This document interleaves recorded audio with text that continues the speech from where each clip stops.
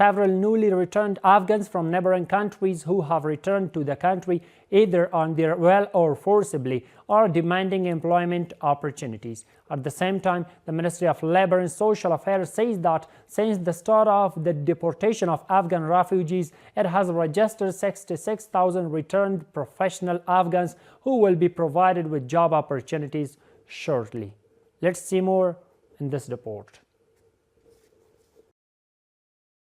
Muhammad Hussein, originally a resident of Ghuzmani district of Sarpur province, has recently returned to his country from Iran during these harsh winter days.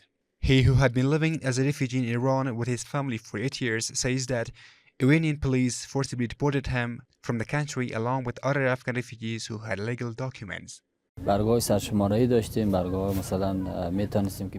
We had census forms that allowed us to live there, and we were given worker cards which enabled us to work. However, those documents have now been rejected and invalidated. We were deported, and we couldn't even return to our homes to sell a single carpet or any household items. We had to leave everything behind and return to our country. Muhammad Hussein says that the Islamic Emirate has provided him with a lot of assistance, but he considers the lack of shelter and job opportunities a major challenge for himself and his family. Right now, our living situation is at zero, and we are currently living in this tent. If possible, we desperately need a job or some kind of work to sustain us. Our children are suffering in this cold and snow, facing harsh and difficult conditions, and we are in great distress and hardship.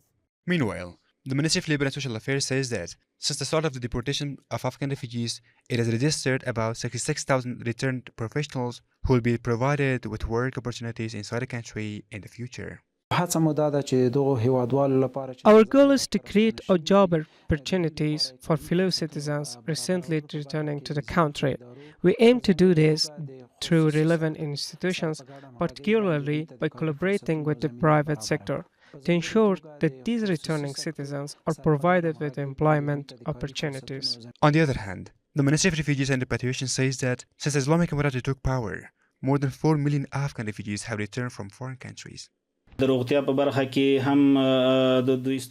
health issues are also being treated, and in terms of education, if someone's education is incomplete, they will be referred to educational institutions.